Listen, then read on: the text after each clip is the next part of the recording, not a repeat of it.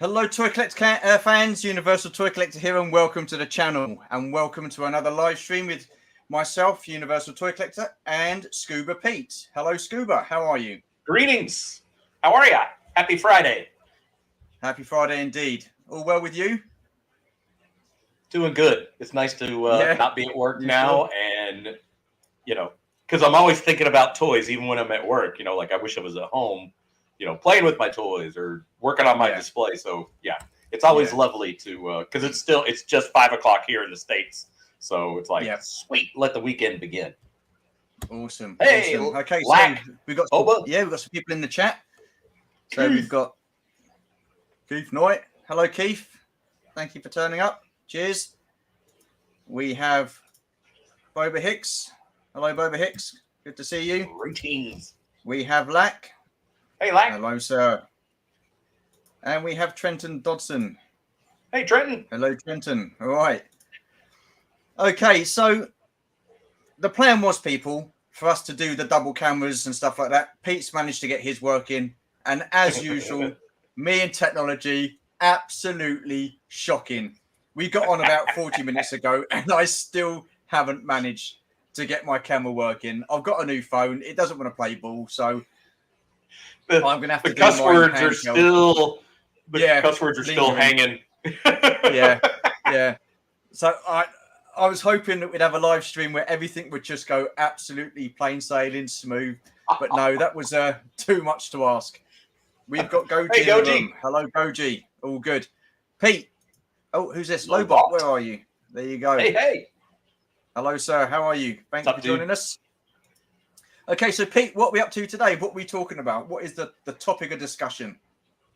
Today is top 10 Kenner figures from your collection. Yes, indeed. Which is obviously highly subjective. I went for kind of weird. I don't think it's necessary. I'm not necessarily like, hey, Rick, what's up? Left Coast. How are we doing? I kind of dug deep in my noggin and looking at my displays and just kind of going for, again, some like stranger things that maybe are a little unexpected. Well, I wouldn't say I've gone for I've got I suppose a few of the ones that you would expect to be in there, but it was tough. It really was. So basically, I've gone for ones that I had as a kid, and I really enjoyed as a kid and stuff like that. And then there's a couple in there that I didn't have as a kid, and I thought, you know what, I'm going to chuck those in because these are the ones that I do wish I had. So, counting down from number 10, Pete. Shall I put your first one up and you can tell us why? To the scuba cam. Go for it. There you are. All right. So my number 10 is the 79 Droid Factory R2-D2. Oh, Droid Factory. Okay. Yeah. This, if you'll notice the third leg there. This is my childhood figure from that set. I'm looking at I've got the box, the blueprints, the whole set. That was one of my pride and joys. But I always loved the fact that I could build R2, and in the battles and whatnot, he could be hit with a blaster and fall apart politely. Yeah. So how hard was this one to come by, Pete? Well, this is my childhood one, but these days, if you're looking for this version, they get a little pricey real quick. Yeah. Most of the Droid factories these days. Sorry, Pete. How much are you looking at these days, mate? I think you're 100 plus just for R2. A lot of the Droid factories, you'll notice he's missing. So if you're watching and you don't have the Droid Factory and you'd like to add that, be very wary. Ask for great details on what all is in that set and more pictures, because far too often he's conveniently left out. Yep. Yeah, he's a great looking droid. I mean, I didn't realize. Oh, what am I doing now? Here we go. Bloody hell. Back to there we are. You little maniac. He just wants it to be his face. Oh, mate, no, don't. Oh, dear. Again, I was hoping things would go smoothly, but yeah, oh, bloody hell. Anyway, yeah, so I didn't even realise they did that droid. I didn't even realise it was a thing. So that's... yeah, that was a 79. Pretty cool. Awesome. Yeah. Awesome. Okay, so I have to do mine the old-fashioned way because I can't get things right. So mine is also a droid. Make yourself big. Oh, where is he? There you go. R5D4. There, where is he? There he is. There, go. Make yourself big screen. Oh, big screen. Oh, yeah. Yeah. There you go. Put yourself big screen. There you go. There you go. There he is. Oh, the lighting is... Oh, for the love of God. There you go. You all know what R5D4 looks like. Little red guy. Now, he was one of the ones that I never had as a kid. Because basically, when I got round to collecting Star Wars, it was... yeah, that's enough of me now. It was... I pretty much missed the Star Wars carded figures. Mm-hmm. And this one, I didn't get hold of this one. So yeah, I just thought he was a great figure. I mean, he had next to little screen time, you know, in the whole trilogy, well, and in the movie, and then they brought him back in the Book of Boba Fett. Yep. So I was quite pleased to see him. I was wondering, there, but maybe your parents didn't want you to have him because he was a bad motivator. Dun-dun-dun. Oh, I'll go now. I'll go now. Oh, goodness me. This is what it's come to, people. Wow. That's great joke, though. That was fantastic. Yeah. Kenner and dad jokes. Watch out. Oh, dear. Brilliant. But yeah, again, he was just, I don't know. I guess because he was red. And yeah, didn't see him much, but I thought he was pretty cool. And, well, we didn't have a ton of droids. I didn't put mine in there in this countdown. But the Gonk droid, that was one of my favorites. I played. Yeah, again, with him he's another one. That, yeah, I mean, he was another one that I never had as a kid. But spoiler alert, he's the only droid that I have in my top 10. But yeah, it was yeah, good little droid. I like the you know, to go on a squirrely side tangent. The Stan Solo other droids that he's made to like kind of flesh out your world. Yeah. I really need to go back and order up some of those. Yeah, and, they look great. They do look great. Yeah. I've seen a few of those being reviewed on Retro Blasting. He's done a fantastic job with Stan Solo. Really good job. Yep. And I tell you what, I was so excited when they released the Star Wars figures again in 93, 94 with the Power of the Force. And I thought, brilliant. And then they did the R4 or the R5D4. Is it R4D5? I can't even remember his name now. R5D4. They did him, but it was absolutely hopeless. He was awful. Absolutely, because he was the one that split apart, wasn't he? And he had that missile thing that come out from...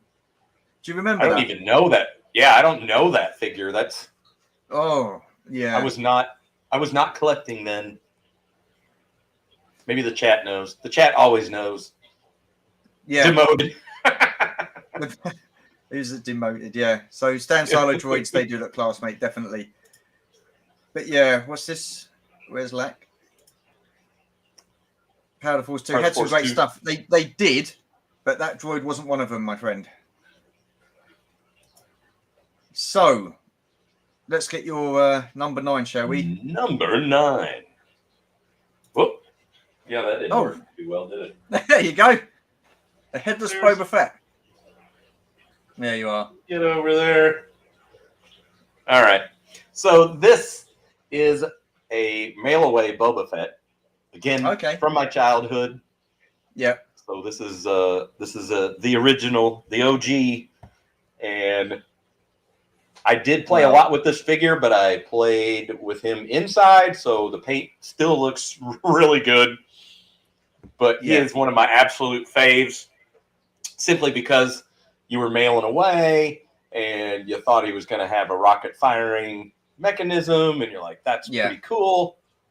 And then you got him and you're like, hey, what the heck? But hey, still an awesome figure, rocket firing or not. I mean, his paintwork looks absolutely mint. He looks absolutely fantastic. And this is the one from your childhood, did you say?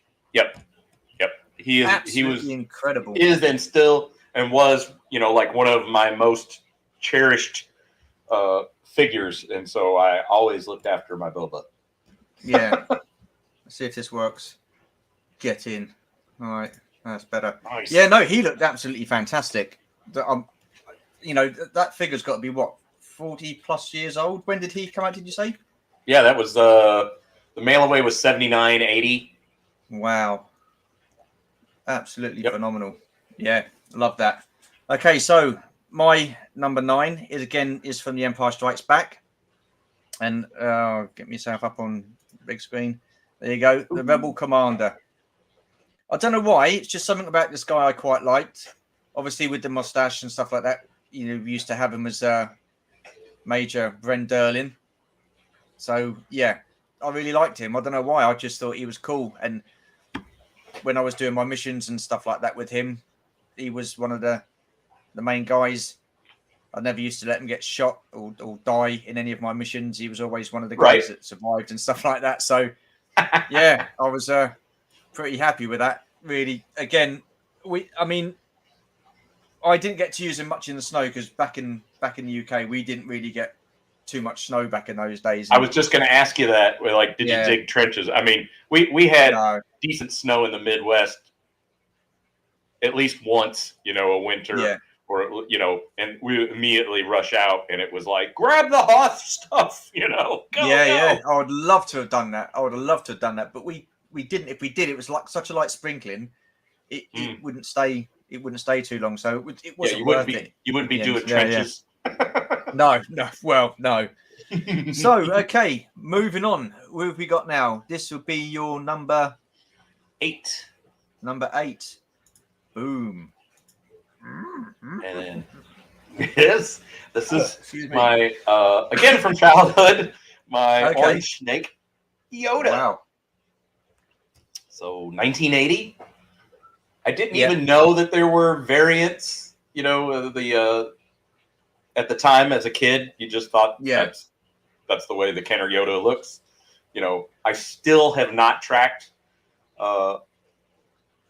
any other variants down of Yoda, like the Pac-Man eyes or the different colored snake. But, it's on that kind of long to-do list. It is also Leslie's favorite figure. So if I put Yoda in, she would kill you'd be in trouble. But, Awesome. But yeah, I mean, again, like you, Pete, back in the day, I didn't realize there were variants.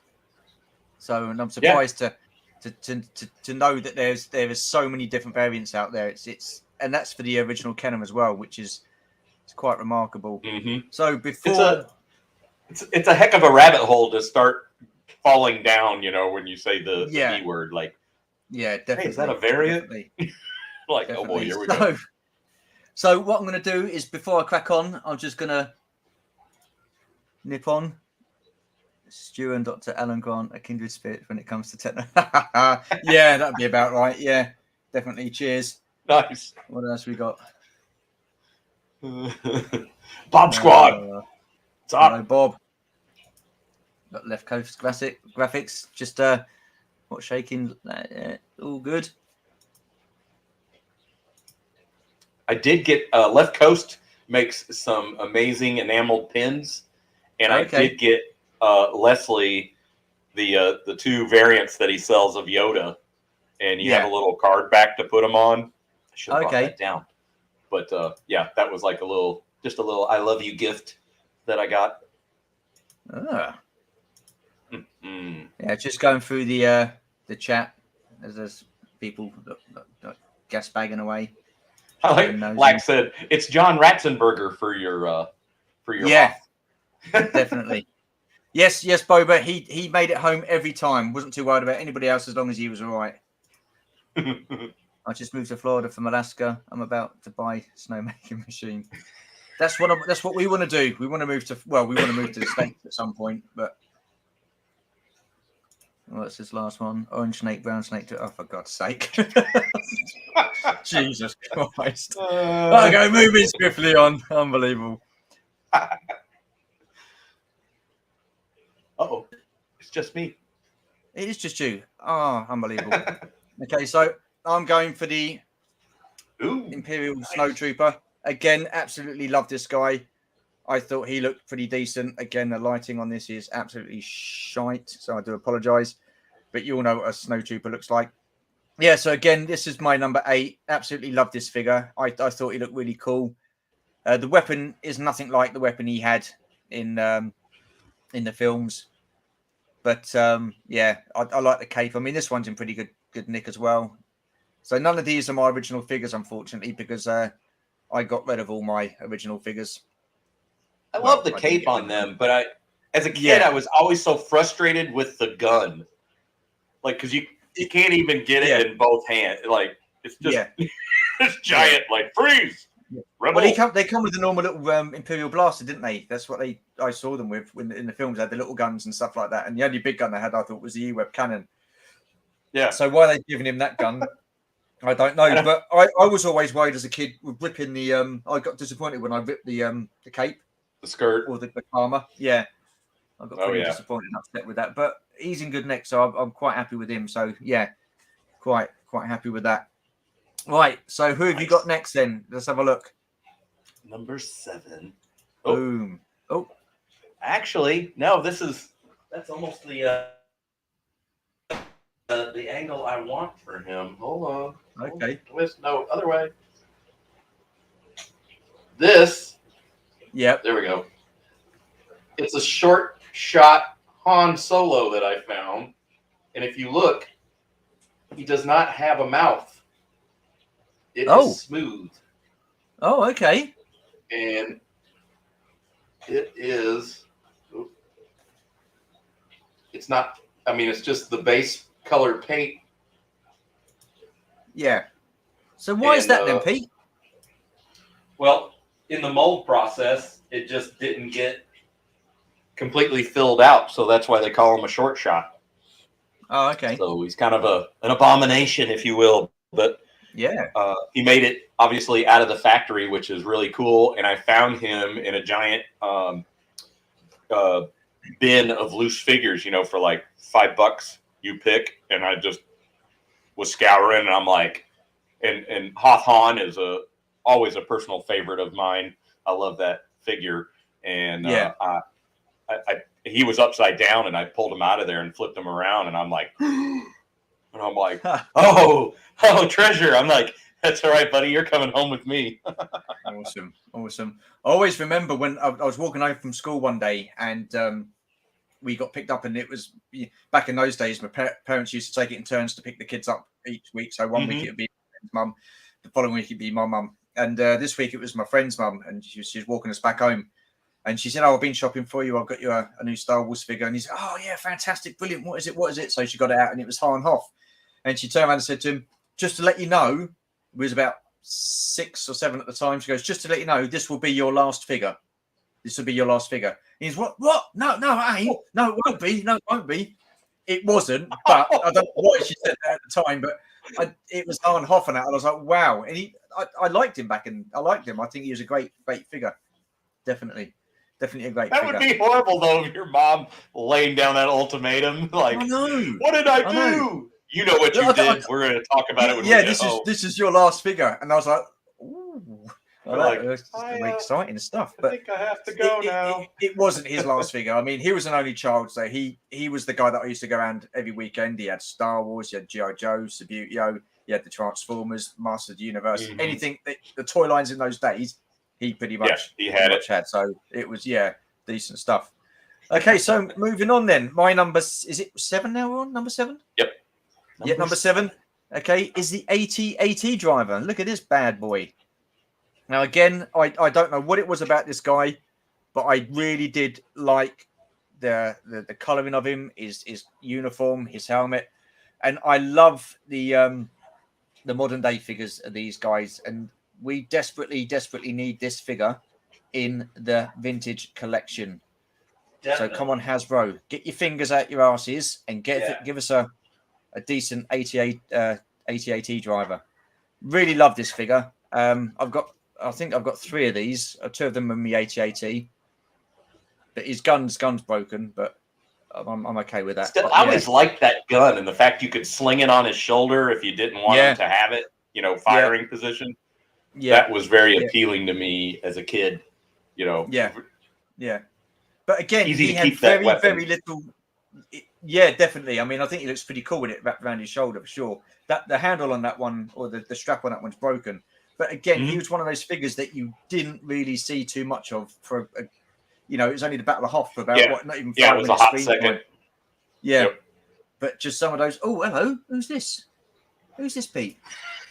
I thought you said she was on holiday. Miss Leslie. She is. Leslie. She's currently cruising the Danube River in Europe. So she's she must have Wi-Fi. And thank you for joining. I love you from afar. I missed you. You bloody creep. He did miss you. He missed you setting his figures up and being his my awesome production manager. Production manager. I thought you said she was a production assistant. I thought. I would never use the word assistant. No.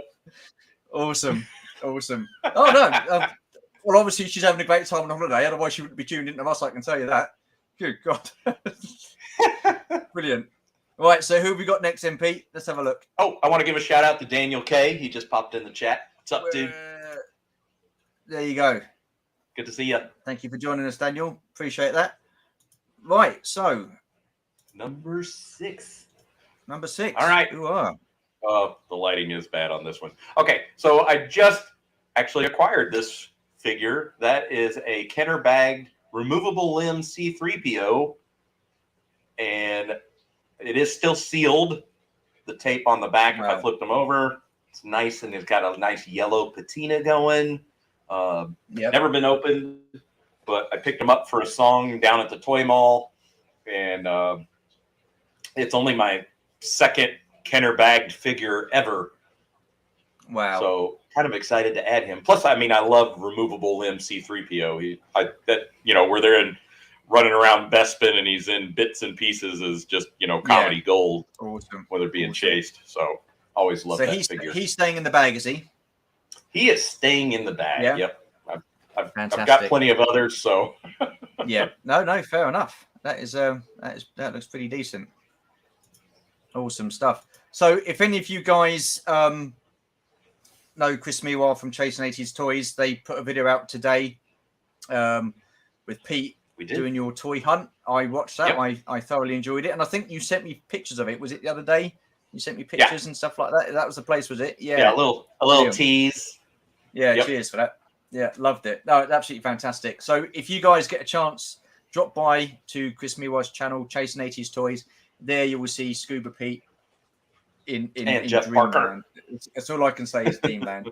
Yes, Jeff Parker as well. So definitely awesome. Right. Again, I keep waffling off of 6. So where are we now? 7? 6? Are we on 6? 6. Yeah, 6. Oh God, gee whiz. Okay, number 6. So I've gone for my first main character, which is Luke in Dagobah, or Bespin Luke. Now, I never had this as a kid. My friend did, and I was absolutely, I don't know why, I really like this he's so figure. great. I thought the outfit was amazing. The costume was cool. He come with the new style lightsaber. He had his little blaster. He come with the little did Yoda come with the bag? Or was it Luke that come with the bag? I think it was Yoda. Was it Yoda? He come with the little blue where you bag. could put Yoda in the backpack. Yeah. I think that was. I can't remember. Wasn't that part of a gear pack? Oh, I don't think he was sold with it. Oh, it wasn't. Oh, okay. It was part of like a weapons gear pack, if I remember. Yeah, but I really do like this figure. I think he's a great looking figure. Again, I mean, it was kind of groundbreaking, earth shattering as a kid to have that lightsaber loose and not in his arm like we all knew. I mean, oh, he's gone. Where's he gone? Like, oh yeah, Annie has a blaster. You're like, yes.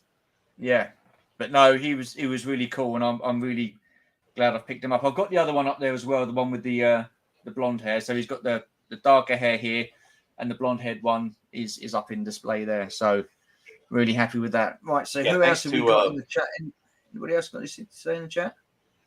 Was it Luke Reynolds and DTM with all of their variants of Bespin Luke? I mean, yeah, that's a whole other rabbit hole in itself. Yeah, again, it is because I thought I'd got pretty much all of the variants. I haven't. Mm-hmm.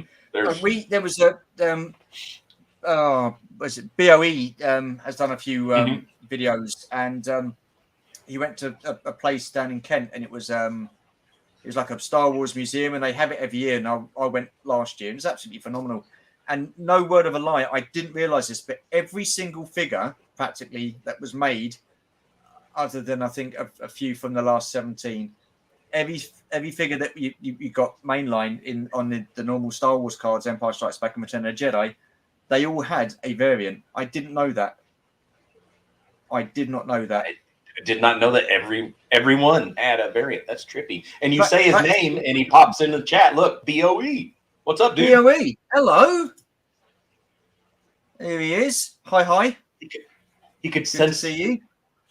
Sense it. He can sense. Force. Yeah. I mean, he knows it's Star Wars, so he can sniff it out miles away. Right. Yep. So this would be your number 5, won't it? Yes, it will. What we got?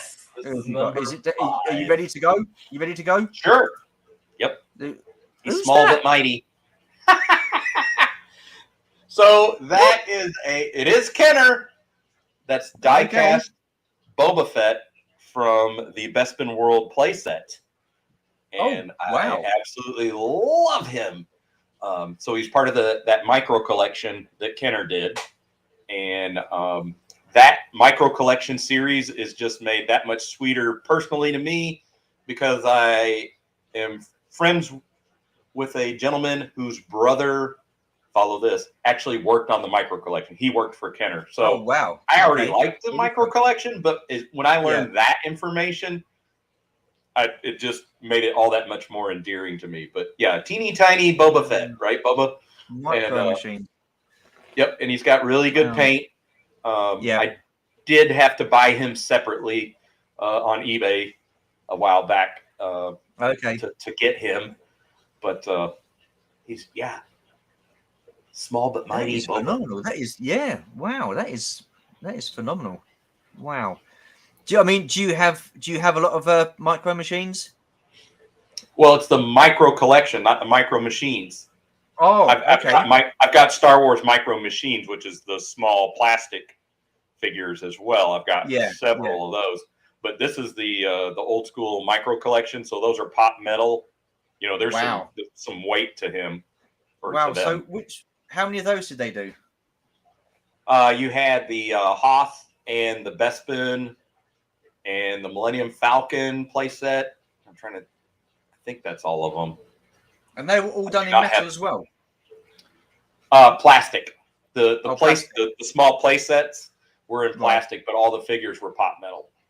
Okay. Because I didn't realize it. I didn't know they even existed. I knew of the what do you call them? The micro machines and stuff. Yeah, the micro machines later. And then you had then they didn't last too long, did they? I mean, they were. How long did they weren't around for very long, were they? They got sort of like canned. Again, that was mid '90s. So yeah, they came and went. You know, kind of in the new flurry of Power of the Force 2 and micro machines. Well, now they're back with a new line of I don't think it's micro machines. I think they call it a different thing, but still cool because I saw the Millennium Falcon at Walmart yesterday. Some squadrons. Yes, micro squadrons and micro squadrons. Yeah. I saw the Millennium Falcon and I was like, oh, maybe, and I was like, no. Yeah, we've seen a few, and I'm holding off for the time being. Well, I was like, that's full price, and I'm like, nah, I'll wait. But so you had micro machines, and then wasn't there something? Was in that Action Fleet as well? Because I remember getting some Action Fleet. Yeah, they were pretty much like. I think they came after micro machines, and then they sort of like came and went. Late '90s. Yeah. Because I've got a few. I've got a few of those boxed as well. some figures and yeah. ships. I quite like the TIE fighters. I like the TIE fighters. Definitely, they were pretty cool. Okay, so moving on then. Oh yeah, definitely, because it's you can world build with that, can't you? But I mean, they are. I don't know. I mean, the ships, you can do the ships to scale, I guess, or I don't know.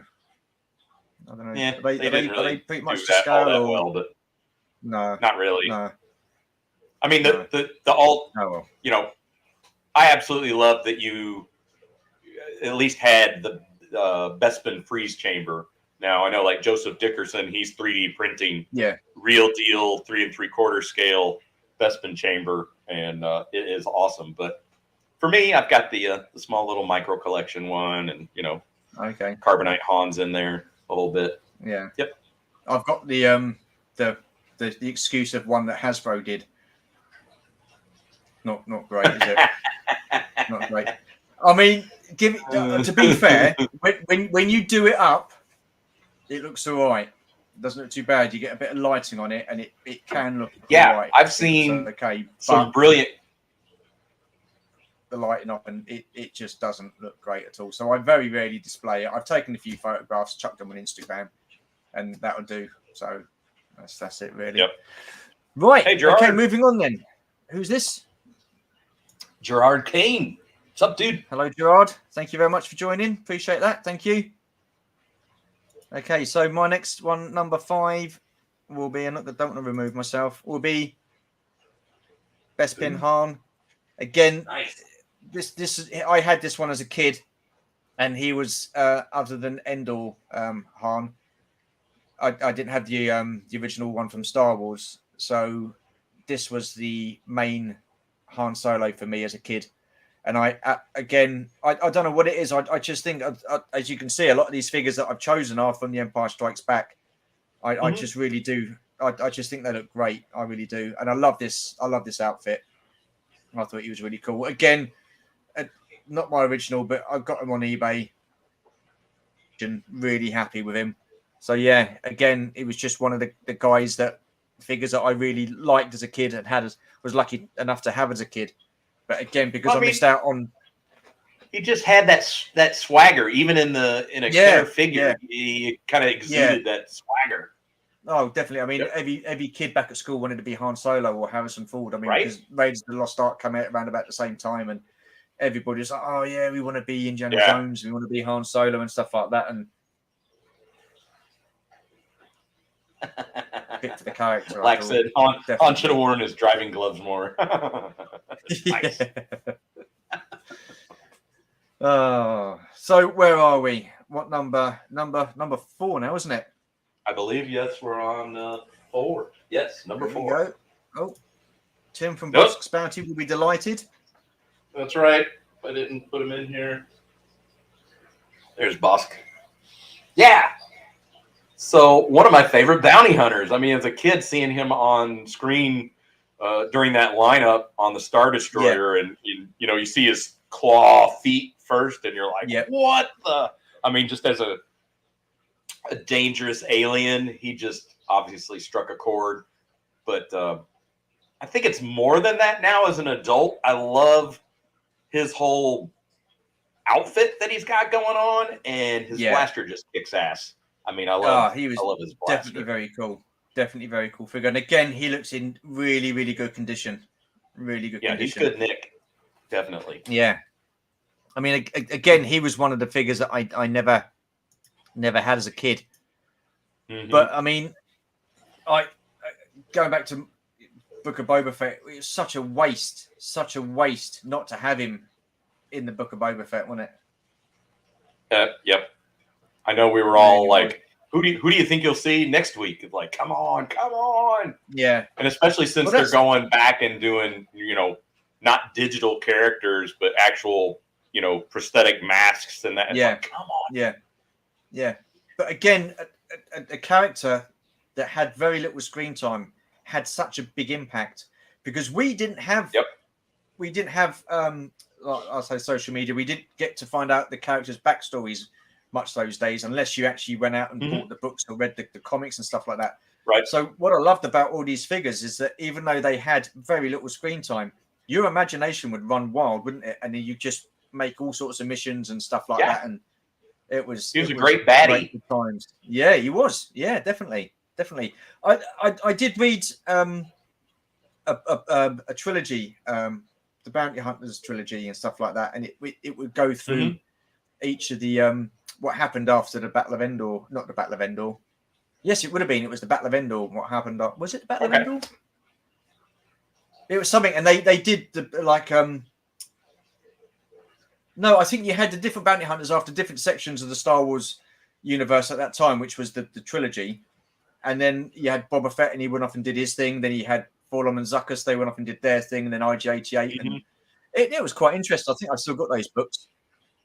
So anyway, moving on. My number 4 is the original Princess Leia. Now, I never had this figure as a kid. I had the Leia in Hoth and the Bespin gown Leia and Leia Bosch disguise. And I never had this as a kid. And I think it's absolutely fantastic. What a great figure. This one's yellowed slightly on the top, but I'm not too worried about that. But again, it was just one of those figures that I wish I had as a kid. Again, the lighting's not great, so I do apologize. Looks like a little angel there with a light glowing off her. Fantastic stuff. But yeah. But no, I thought she was an absolutely fantastic figure, and it was one of the figures that I really did want as a kid.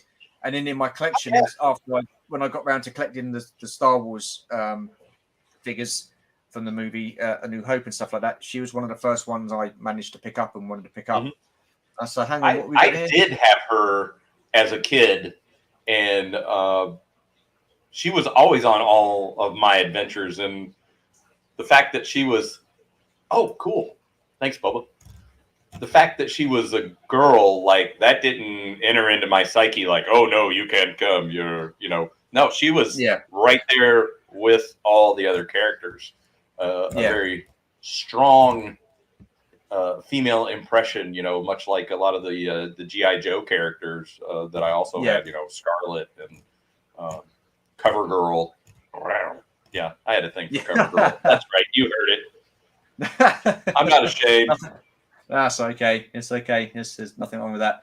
But yeah, again, as a figure, I just think she looks absolutely awesome in that all white and stuff like that, and her little blaster. She's beautiful. It's a great figure. It really is a great figure. And again, this is another figure that they need to reissue or retool for the vintage collection, because what they do with the photo real faces now, they really do need to sort of like get these guys out, the original trilogy figures, or like Han, Luke, and Leia from Star Wars: A New Hope. They definitely need to get those sorted. Anyway, they can do them beautifully. Oh yeah, definitely. Right. So what have you got as your next one then? Oh, it's a little. Oh, and he's graded. Look at that. So this is a 77 R2. But he has special significance to me because I purchased him from my friend Antonio Viscodes that I do some toy hunts with. And he was going to put him up for sale, and he offered him first to me. And I'm like, I don't have any graded figures, so this is my very first ever. He's an 80 plus.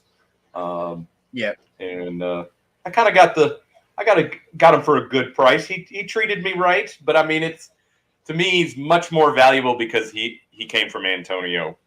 And I love having that as part of my collection. So he does look pretty decent. He looks in good condition. And which one was this again? Was this the original one? Did you say, Pete? Sorry. Yeah, this is a 77 R2. Yep. Oh, and hey, Tez, what's up? How you doing? Thank you for joining us. They've just finished the live stream themselves, haven't they? Yep.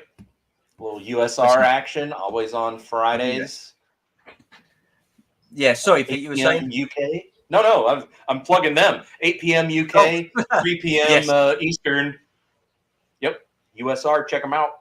Great stuff. Indeed. But yeah, I just looking at this R2, I mean, I've got loose ones, but I know everybody can hear that little plink, plink, plink when you turn his dome. God, I love that feature. Good stuff. So I've got to put this up. Absolute legend. Absolute legend. Awesome. Yeah, I've not got many of. Well, I haven't got any of my original figures graded. If I do get any figures graded, then I'd actually buy the figure that's already been graded, because I know it's, because there's nothing worse than me sending a figure off and it's coming back and it's either the gun's like a replica gun and it's not or anything like something like that. So, and I won't lie, I do have replica guns and lightsabers, because the ones that they had, some of them were damaged. Oh, we got new chap in there. Hey, Brendan. Hello, Brendan. What's up, dude? Thank you for joining us. Greetings from down under. Australian. Is it Australian or New Zealand? Australian. Okay. Oh, he's Australian. Didn't want to assume. Yeah. So a few of mine have got replica guns and stuff like that. So there's no point me. I know. What can you say? What can I do? But that's the reason I don't want to send them off, because if I send it off and a replica, then I might as well just pay the money out and get one that's pretty legit. Right. So, okay. So my number 3 then is. Oh, you know what? Lax got a good question there in the chat. Does the float trick really work on the guns? And I would say anymore, no, because the reproductions are getting better and better. So that trick is tricky. Yeah. Someone did one where if you look really closely to it, you can see they got like little markings and stuff like that, and some of them have got it. I wouldn't know. I wouldn't know, honestly. It is sadly an area that I have not spent a whole lot of time. Yeah. I usually, if I'm buying a figure, I try to always get that from a trusted seller rather than just on the open market and go, yeah, sure. But yeah. The thing is, it depends what you want to collect it for, doesn't it? If you want to collect it and keep it as part of your collection and display it, then I guess, which I think most of us do, then that's not an issue. If someone wants to buy it for monetary value to sell on, then they've got to know what they're getting. They've got to know what they're buying. I mean, I'm not being funny. You can buy anything from YouTube, and it could be a replica gun. You wouldn't know. It could say that it's a proper original gun. Sure. I wouldn't know. But like I say, I don't buy it for that kind of reason. I just buy it because it looks good, and it just brings me back to my childhood like memories and stuff like that. So I'm happy with what I got. So I ain't gonna worry too much about that. So my next one then. Oh, sorry. Goji thinks we're now we're going to see an Imperial dignitary. We're in the top 3. I don't think have you got an Imperial dignitary, Pete? I do have an Imperial dig. I picked one up. Actually, it was during lockdown. Okay. For a fair price. Yeah. It was one of those like, I don't have to have them. Okay, wait a minute.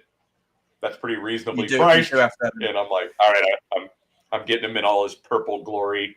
And he is kind of, now that I have him, he really grows on me. He's going to be the most boringest figure. It's like Anakin Skywalker, isn't it? The most boringest figure. I went to a London Film and Comic Con, and I saw a guy there that I knew, and he had some figures. He goes, "Do you want to buy some figures?" And I was like, okay. And I had a look what he had. And I was like, well, I'll have, it was Anakin. I'll have him. How much do you want from me? He goes a tenner. I said, I'll have him.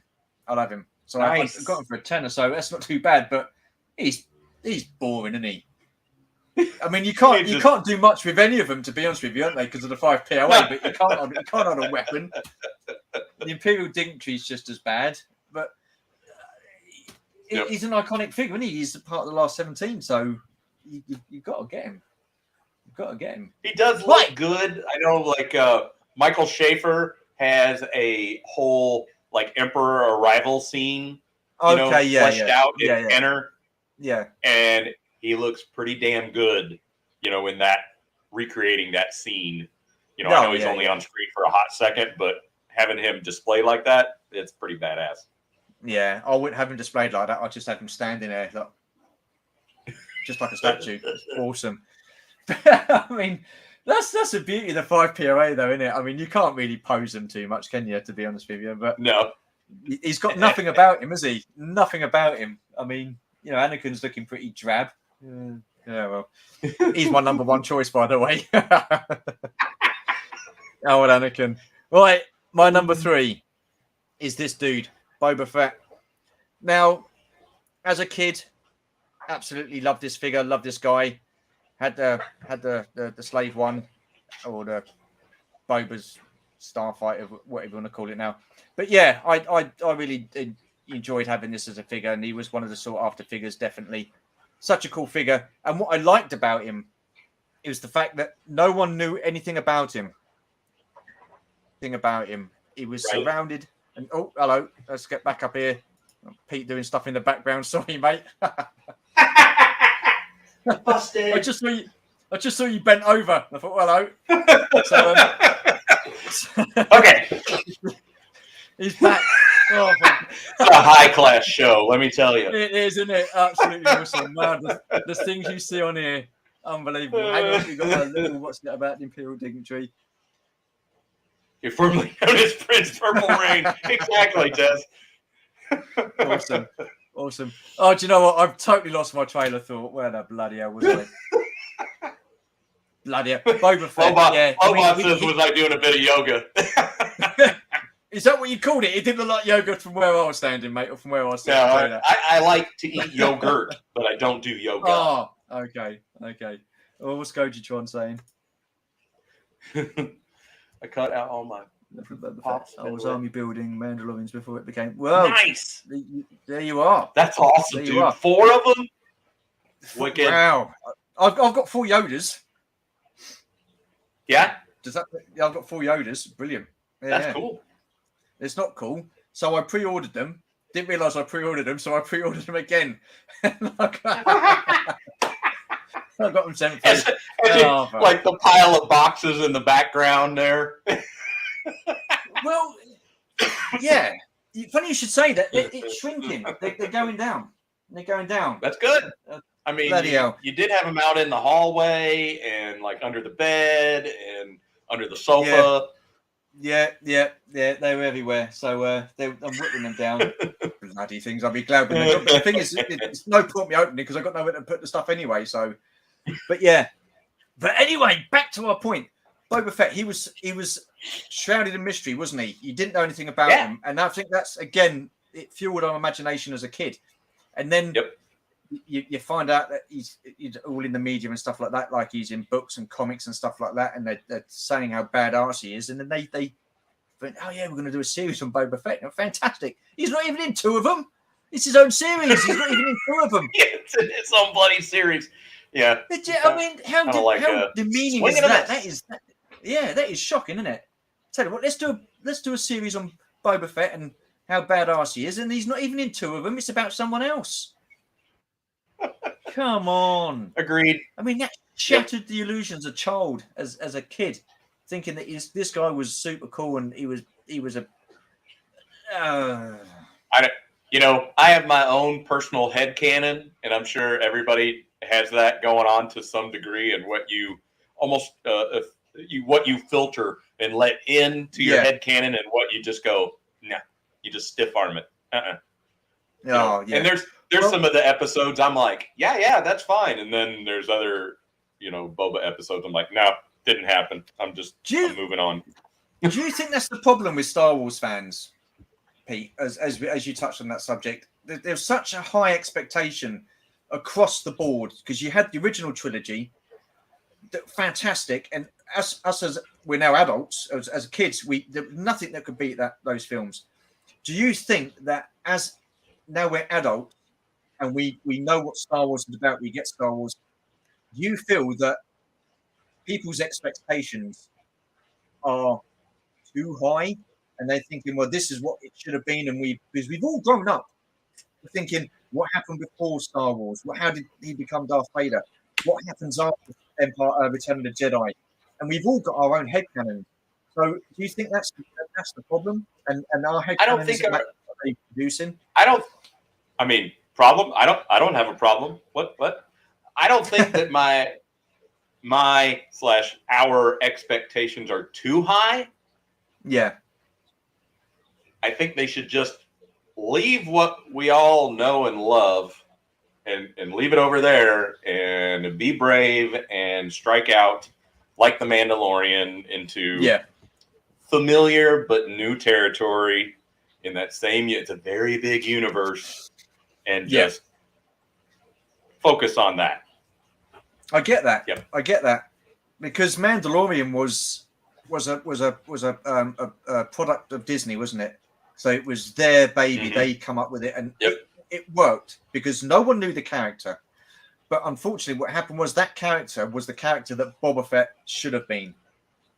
So because they bought the Mandalorian out, you can't have a they couldn't just do that again, because you'd be like, "What's this?" Yeah. So okay, we'll get a character that was old school or legacy character, and then bring him back, and then do what they did with him.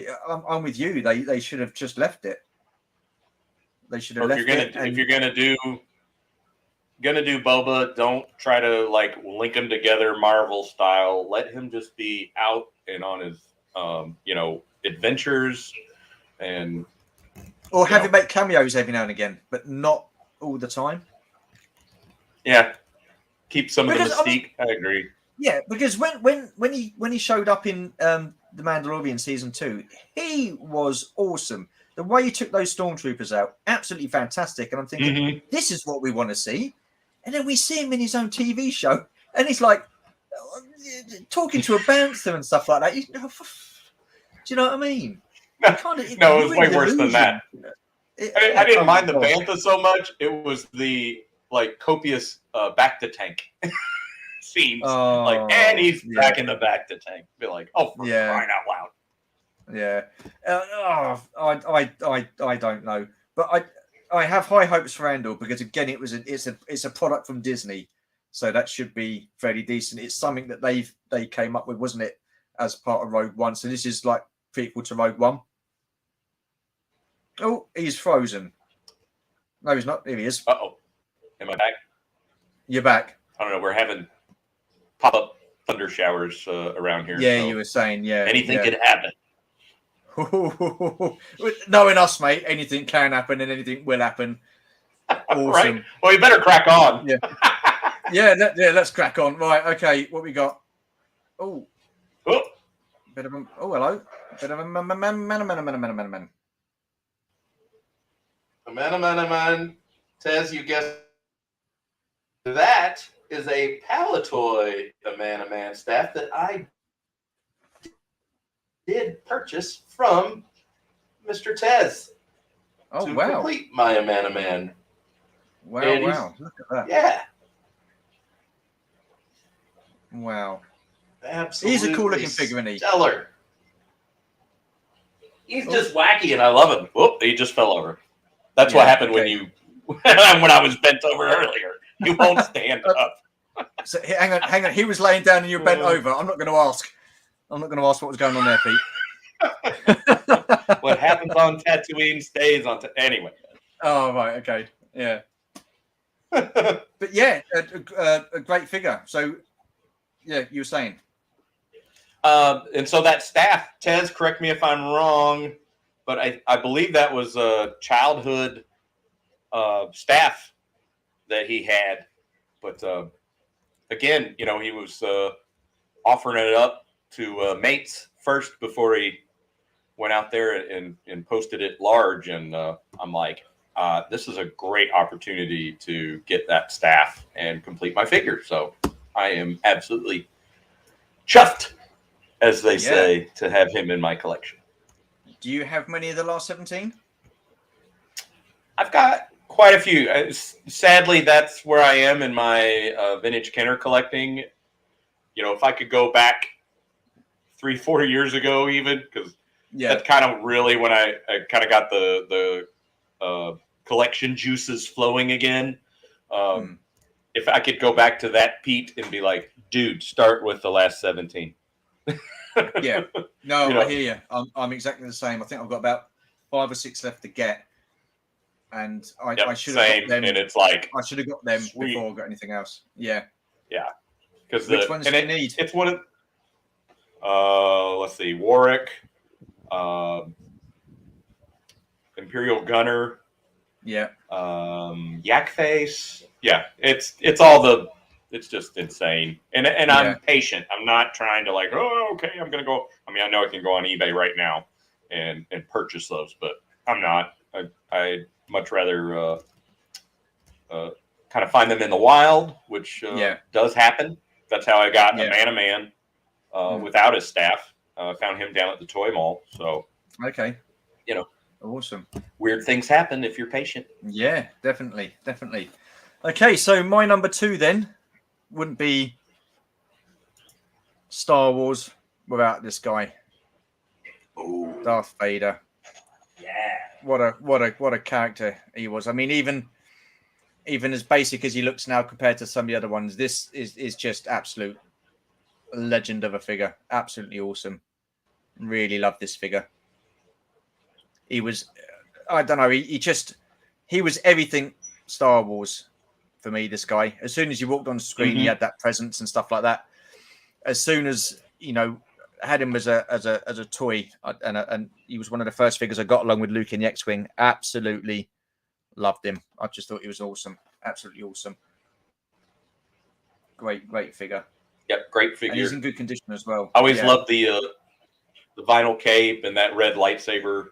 So striking. Yeah. But yeah, like you said, as a kid, you're like, okay, he is seriously bad in a great because way. They've done him in the retro collection again, haven't they? But from the Obi-Wan series, and he doesn't look right with a cloth cape. He doesn't look right. No, retro. That is retro. Yes, vinyl's retro. Yeah, definitely.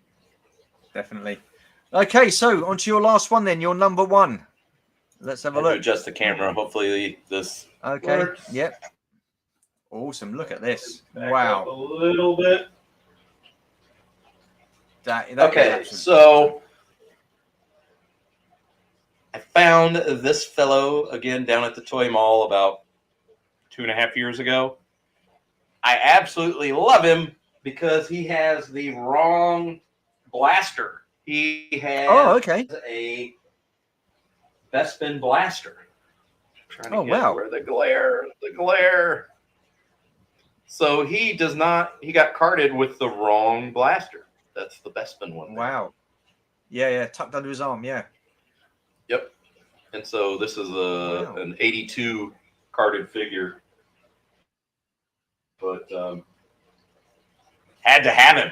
I mean, one because he's Hoth Han, so yes, please. Yeah.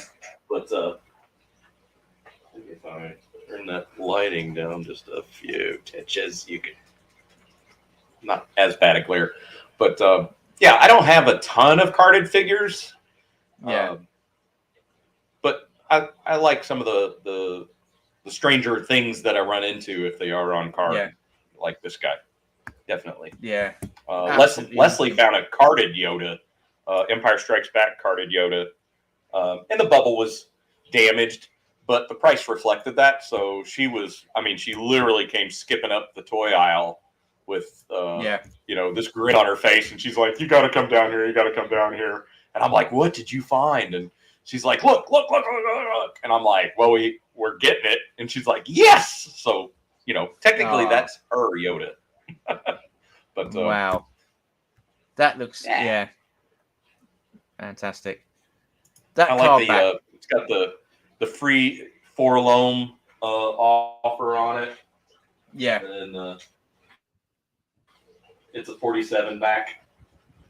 Yeah. So yeah. Well, funny enough. Yep. BOE. He knows. What he don't know about Star Wars ain't worth knowing. I mean, he's unbelievable. He's brilliant. What's this?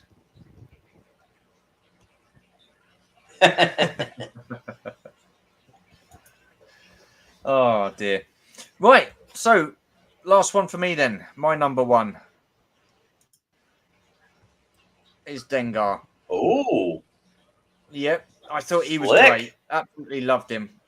I mean, everybody was on about Boba Fett and how cool Boba Fett was and stuff like that. And yeah, he was.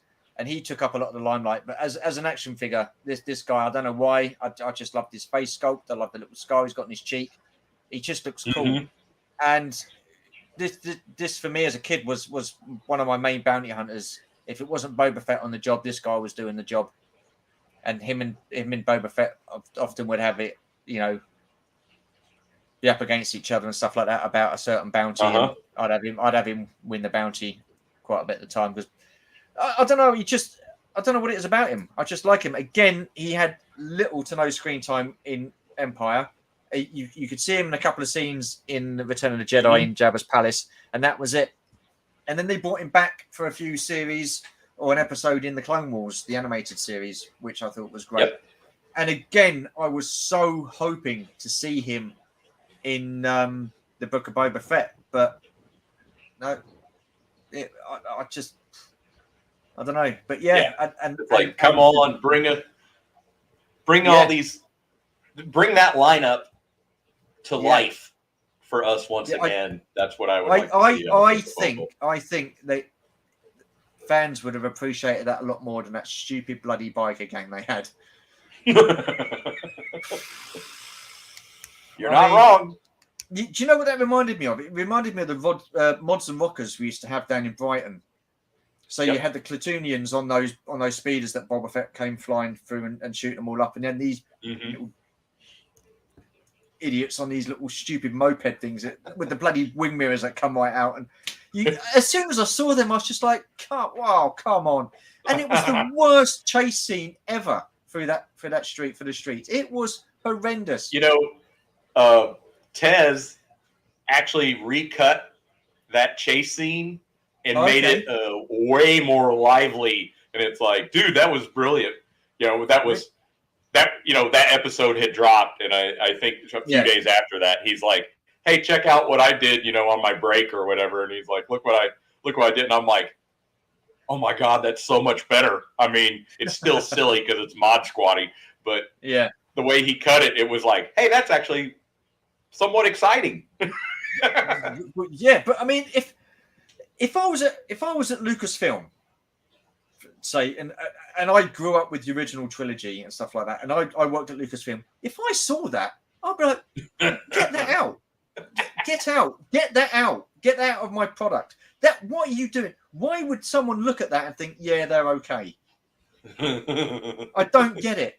And the interesting thing as well is they did the making or some kind of series on Disney Plus about the Book of Boba Fett, about how they made it.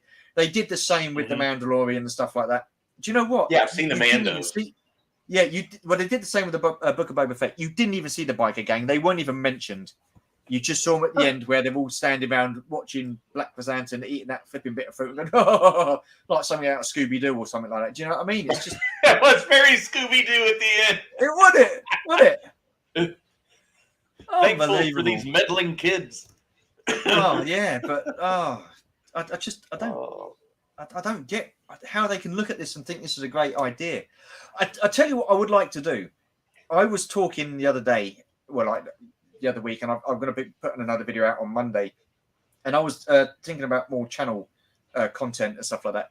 And now I would love to do a live stream where there's me and three others, and we're just chatting. It could be any three, and it can be like a fortnightly thing, and just talk about Star Wars. And the questions I would be asking would be, what would be your headcanon for Star Wars? So you've seen the original trilogy. What would be your headcanon, and how would you have done things differently for the prequels? How would you have done something differently for the sequels? And then I'll be asking, name me one good thing about each film in the sequel trilogy, because everybody rubbishes them. Everybody down-talks them, and understandably so. And it'd be interesting to see if anybody can come up with anything decent to say about those films. You've got to find a positive in those films.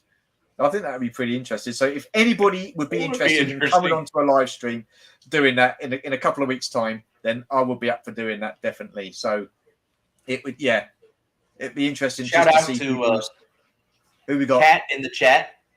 Hey, Kat. Vader's girl. There you are. Hello. Oh, and hello, BOE. There you are. But yeah, I mean, just as something different, it would be interesting to see what people's thoughts are on. See if anybody could come up with anything positive to say or find a positive in the sequel trilogy. Like Chewbacca was in it. Yeah. So, yeah, well, I mean, that's it, isn't it? He was in the first one, he was in the second one, and he was in the last one. So there you are. But that would be absolutely awesome. Trenton says, "Do the end credits count as a positive?" Yeah. Says someone who liked blinking Attack of the Clones. God, blimey. No, I mean, Attack of the Clones looked awesome compared to the last bit. I can tell you that. Yep, I have a whole new appreciation for the prequels. Yeah, well, I mean, they weren't bad when you think about it. They weren't that bad because you had one director all the way through, and you had a certain team. You didn't have too many producers and stuff like that. You just had one director, one producer, and that was it. And they had the story written out from episode 1 all the way through to episode 3. So they knew what the plan was. And that George Lucas is George Lucas, and he wasn't going to change it for anything. That's why Gary Kurtz, unfortunately, didn't do Return of the Jedi. I think there was artistic differences between the two of them. And then he didn't produce Return of the Jedi, which is a shame, in my opinion. But you had the two guys that were there, and they just did the story.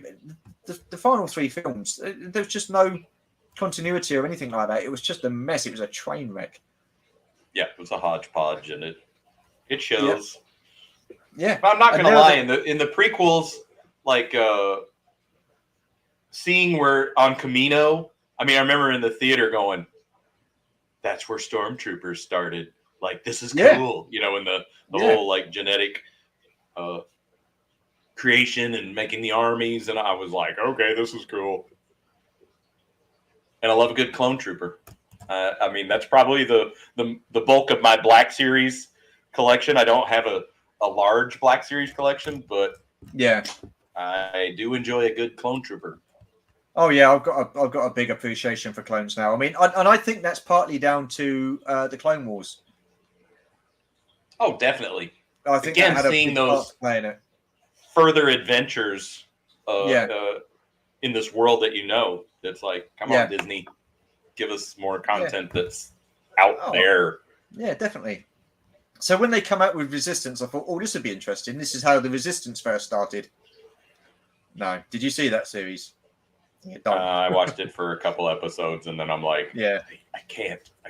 No, because I'm some people don't like the cartoons, and fair play to them, but I love the Clone Wars and Rebels. Absolutely love Rebels. Bad Batch. Yep, I enjoyed Bad Batch as well. Yep. But yeah, I'm with you on Resistance. Unfortunately I was silly enough to watch it all the way through both seasons, and the only reason I said that was because I say to people, you can't look at a series over one episode. You've got to watch the whole series. To see how it pans out. But I get where you're coming from. It was hard work. It's that's. I kind of found myself dozing off in it, and I'm like, what am I doing? But I should go back and just finish it out. I mean, I know where I left off, so. Yeah, you don't have to do that, Pete. Honestly, you don't have to do that. I mean, there's so many. I mean, I'm in the middle of Doctor Who season 12 now. Oh, okay. Yeah. So that's kind of where I'm living in DS9. So that's my space, okay. And of course, Empire Strikes Back is always good to just fire up and. Oh watch. Yeah, definitely. But you know what happens with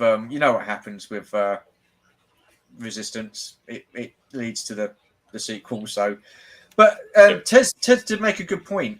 Where is it now? Oh, here we go. He said there are loads of great moments in the sequel trilogy, but as a trilogy, it was dysfunctional. It was because they didn't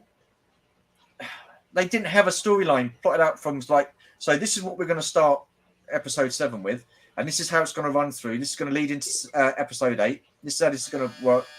Oh, blimey, and lead into episode 9. It didn't happen like that. It was just J.J. Abrams. He got criticised because it was too much like.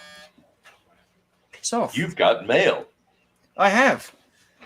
Anyway, sorry.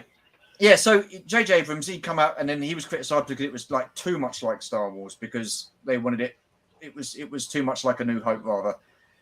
And then, so you get Leanne Johnson come in, and I don't know what he did. He literally, he's like a kid. He's just gone in there, got all the sand, and just gone bosh. And he went, "There you go, I'm off." And then J.J. Abrams goes, "What the fucking hell's this?" And he's clearing up after him. So there's no continuity really, and it was a dysfunctional. I mean, we're seeing stuff where people are healing each other now. I mean, since when did Jedis do that? Well, you and I talked about that when we covered each of the movies, and I just can't bring myself to go back and watch those. That was when I watched them for our movie reviews. That was the second time I'd seen them. Like, I saw them in the cinema once, and then I watched them again when you and I did it, and I'm like, no, I just never. I mean, I see them there on my Disney, and I'm like, oh no. Yeah, and I think Star Wars has suffered big time for those movies. I really do, and I think if I was Kathleen Kennedy, I'd be looking at myself and thinking, why have I let this happen? Why? I just don't get it. You had Star Wars, the original trilogy, which was, like I say, absolutely fantastic. The storyline was so you've got concrete foundation to work on. You've got a good foundation to work on. Then he always wanted to go back, George Lucas, and do the prequels. So he did the prequels.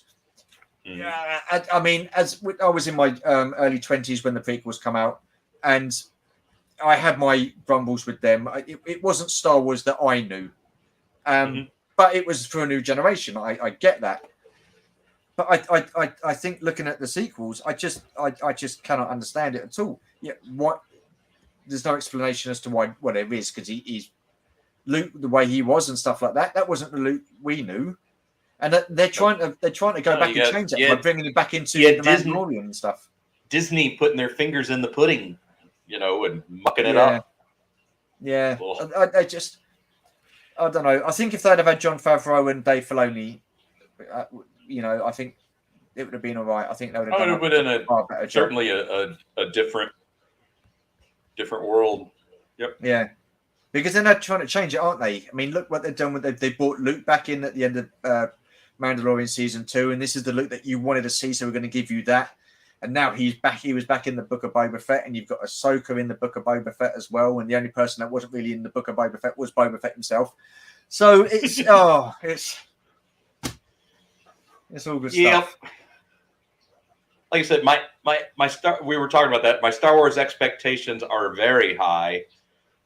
From this lifelong love affair with this IP, but my Disney bar is set really, really low. Yeah, because we all talk privately, like Shabby and other folks, and it's like, wait, here comes the next TV series, and you're like, hey, I hope this good, and we're like, we always talk. It's like it's Groundhog Day, right? Like this time it's going to be better. And you go, okay. Well, going back onto what you said, they should leave the old stuff alone. Yep. Like they should leave the old stuff alone and just keep it over there. So when they did, what was it? When they did the sequels and they weren't that great, there was loads of people saying, oh yeah, they should go back and they should do stuff and they should go back to like they did. When was it? Like because they did the Mandalorian, didn't they? So they've set it after the Return of the Jedi. So they want to go back to that kind of time period and stuff like that. So I get that, because I mean I don't know how they're going to link things up into the sequels. I really don't know. I mean, they started cloning, haven't they, in Mandalorian? That was what that ship was, wasn't it? They were cloning and stuff like that. So yeah, you've got the good doctor working on playing Dr. Mindbender in space. DNA. Yeah. I mean, there was a decent comic book series that I read called, I think it was The Dark Empire, and it was events after Return of the Jedi, and the Emperor actually did have himself cloned. Now, I'm not being funny. If that would have started off The Force Awakens, then you'd have gone, oh, hello. Okay, well, he would have probably cloned himself because they're doing clones and stuff like that. He would have. He was bound to. He was going to be in there, wasn't he? So why don't they just do that? Why didn't they start off with? I can't disagree.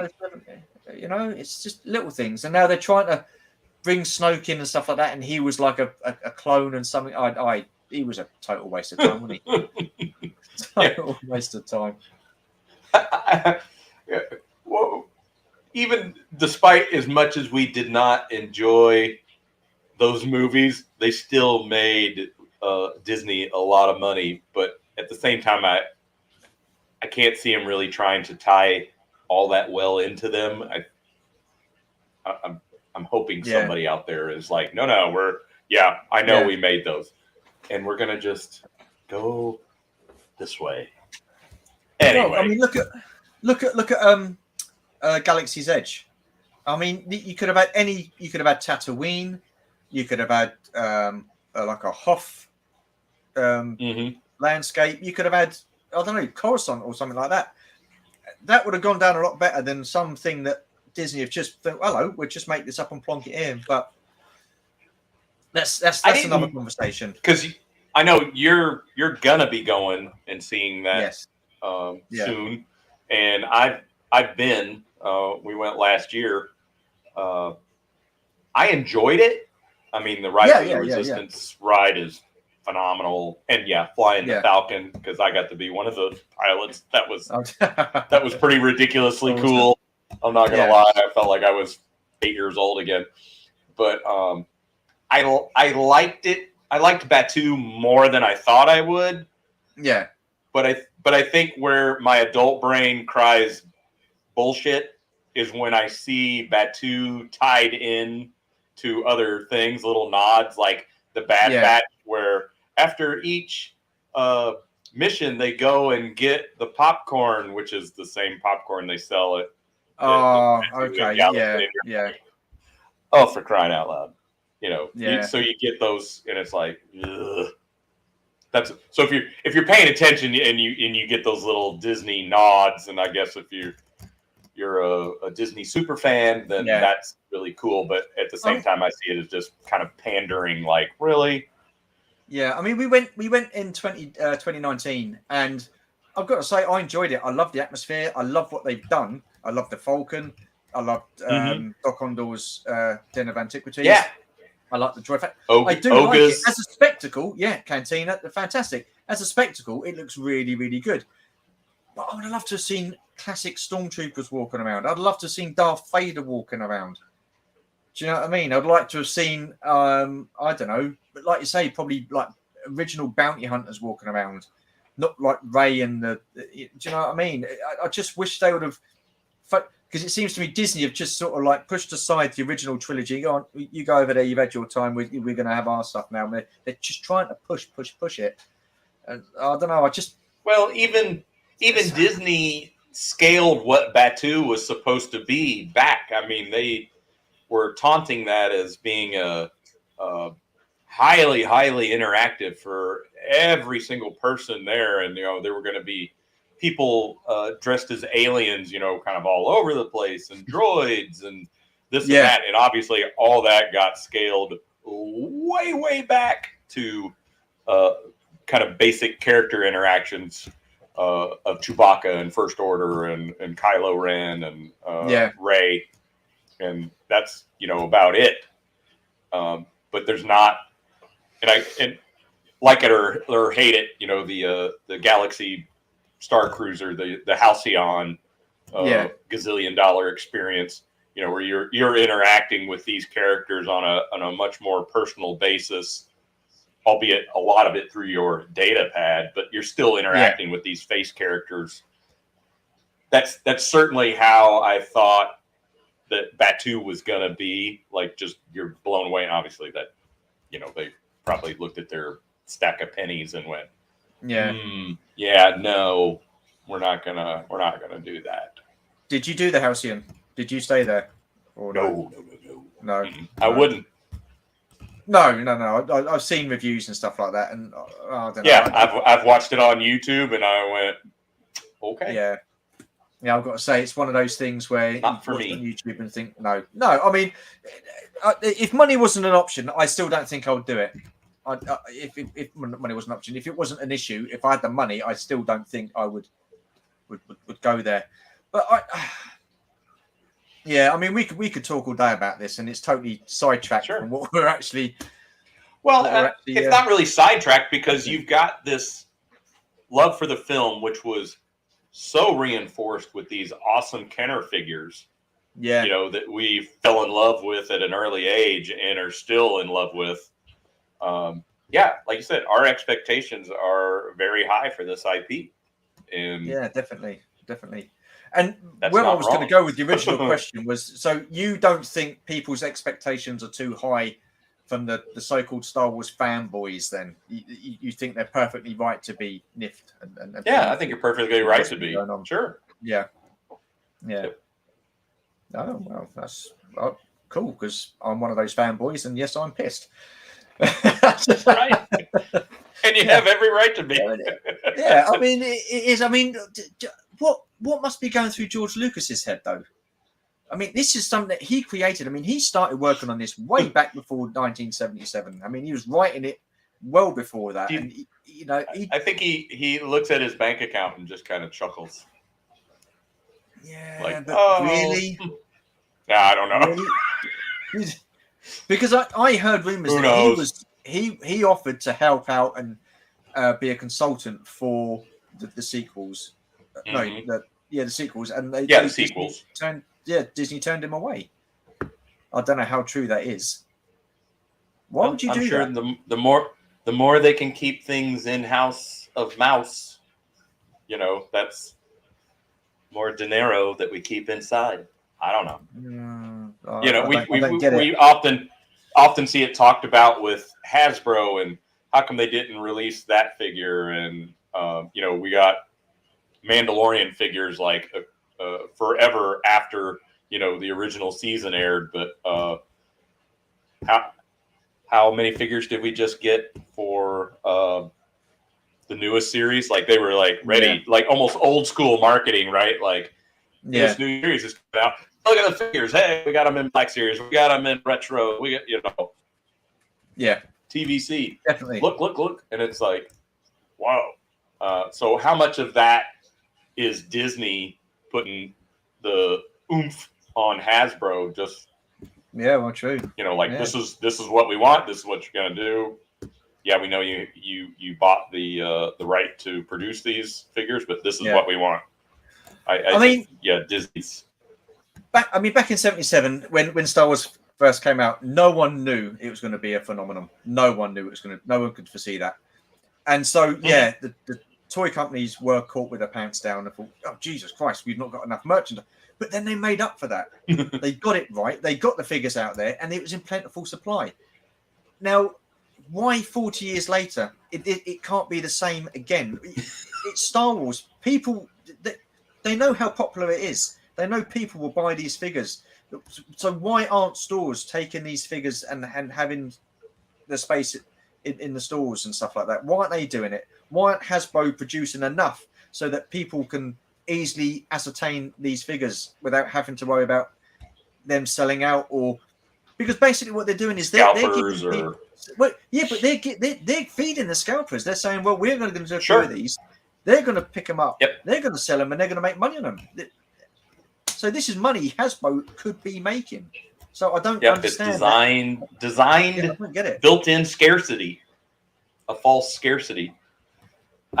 To go off of Hasbro Star Wars IP and go over to Mattel and Origins, what they're getting ready to do is quite exciting. So if you're a He-Man Masters of the Universe fan, they're actually doing a little course correction and offering up on Mattel Creations, like it or hate it, you can order the Grizzlor figure, and it's going to be made to order. And so they're giving you basically 12 hours to say, I would like that. And then they're going to make them. What a novel idea. A pre-order that's actually a legit pre-order. And they're going to do that with another figure. I'm trying to think what that one is. Goji probably knows. I've slept since then. But the fact that it's not a, oh, sorry, it sold out in 3 minutes. Oh, well. And they're like, no, you're going to come on and you're going to get 12 hours to say, yeah, I would like that figure. And then they're going to make those. Yeah. I'm like, that's great. Hey, Hasbro, check out what Mattel's doing. Well, yeah, but I mean, do you think they will? Goji, yep, Wondar. Sorry, they're coming back and doing more Wondars because those did sell out quickly. Okay. So they're they're listening, which is cool. I just Star Wars is a popular franchise. It was back in when it first came out. Everybody was hyped for the prequels when they came out, and everybody bought the figures. Everybody was like snapping up the Power of the Force 2 figures, even though they looked absolutely awful. There was some good ones in there, and then everybody was snapping up the Phantom Menace figures and stuff like that because people thought that these figures were going to be worth something. So these figures will get bought. I don't understand why they've got to play these silly games. I just don't understand it. I mean, that's what I can't get my head around. Who's making these decisions at Hasbro? Is it Hasbro? Is it Disney? Yes.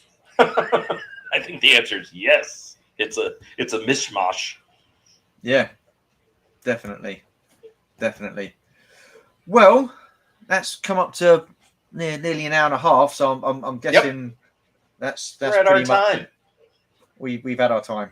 We've had our time. So it was a Star Wars vintage Kenner top 10. We sort of breezed through that, and then it just turned into a chat about what could have been, what should have been, all that sort of stuff. But for any of you guys listening in the chat, I am seriously contemplating doing a live stream in a couple of weeks and just basically talking about Star Wars, the 3 trilogies.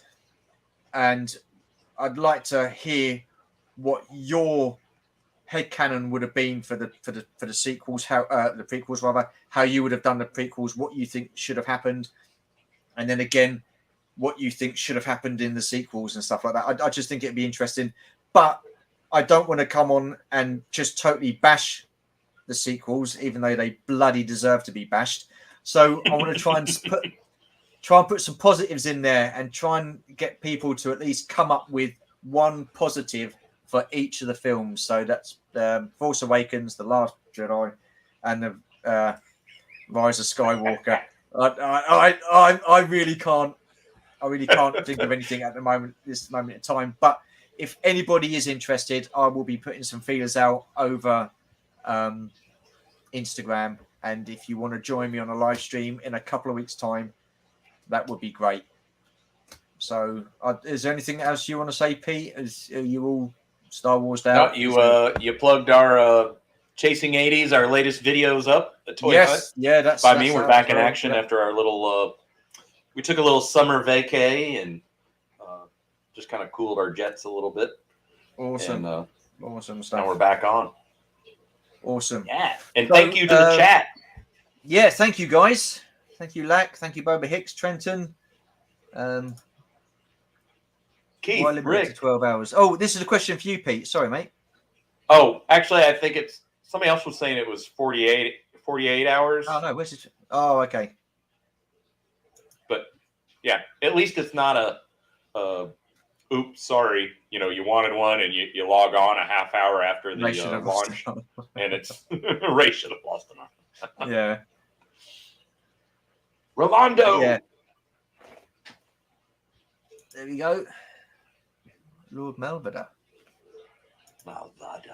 Yes. Yes. So next week, coming up on the channel, I've got a video coming out Monday. So I've got another video coming out Monday. Had episode 9 of My Collecting Life. That was up on the channel today. There'll probably be another video next Wednesday. And it will be episode 10 of My Collecting Life next Friday. So again, just want to say thank you to everybody who's taken part in that, and for taking part in that, I've rejigged and redone the intro to my collecting life, which is I think is pretty cool. So it's a thank you to the 10 people that have taken part so far. It was meant to be a series that was like every now and again. It's turned out once a week, so I'm okay. So I'm quite happy with that, and I'm booked up to episode 17, 18, I think it is. I'm going to say. So holy smokes. I'll be quite. Nice. Yeah, it's done really well. I'm quite happy with it. So again, thank you for people for watching it and taking part. It's been pretty cool. It's interesting, and like I say, one day we will get you on there, Pete. So maybe one day get you on there betting. One day we'll see. We'll see one day. Way more interesting people. There's loads of people. Not saying that they're more interested in you, because you're very interesting, Pete. So but yeah, we will get you on. But yeah, so I'm going to be busy with that for the next 4 weeks, and then there's going to be a 2-week break on the channel. I go away on October 1st to October 16th. We're going on our honeymoon, long-awaited honeymoon. So we got married last year, and we had to organise a wedding through the whole of COVID, so we couldn't go and try on the suits. Georgie couldn't go to the shops and try the dresses on, so it was a ball ache to organise, and Georgie done a fantastic job, and we had a great day. The venue, as much as a pain it was to hold the wedding ceremony there, we didn't know whether we could have the numbers or not because of COVID. Mm-hmm. So we managed to have it outside, which was again another fight with the venue to try and get the ceremony outside, and we had our day, so it was fantastic. And then the honeymoon, we wanted to push back as late as possible because we didn't know what was going on with COVID. We didn't know what the travel restrictions are going to be. So that's why that was a smart play. Yeah. I mean, I was going to leave it till Christmas to book the honeymoon, and then I think it was about 3 or 4 weeks after our wedding, we went down to a place called Blue Water. It's a massive shopping mall, and they've got a travel agent there. And we just went in and we had a look, and we asked for a quote, and they come up with this quote, and we was like, okay, what about if we try this, this, and this? And they did that, and I just looked at Georgie and said, yeah, sorry, we'll book it. And she's like, what? Yeah, we'll book it. And we got it for a decent price. So we've got a 3-night cruise there as well, involved in that as well. So sweet. That's something for us to look forward to. So for those 2 weeks, there's not going to be any content. I'm not going to be pre-recording stuff and putting it on schedules. Just going to have a break and stuff like that. So, but yeah, again, just thank you for your support, guys. Really appreciate it. Thank you for Pete for doing this. I mean, yeah, I've waffled on. I've done another waffling video, and that'll be up on Monday. So you watch that and then just find out. I'm not going to say it all again. But who's Bob's saying? I finally decided on the date for my wedding. My fiance can't stand. Bob. Good on you, Bob. Awesome stuff. Well, that's going to be pretty much it for tonight then. Yeah. So thank you guys for watching. If you're new to the channel, feel free to comment, like, and subscribe. Hit that notification bell to let you know more content. Ding. And as always, there will be more content. And myself and Scuba Pete will be back next month. Will we? Yep. Yes, we will. Yeah, I didn't want to assume. So yeah, we'll be back next month with something else we can waffle on about and stuff like that. And that's right. Yeah. So anyway, guys, thanks for watching, and take care and good night. Cheers now. Bye bye. See you, everybody.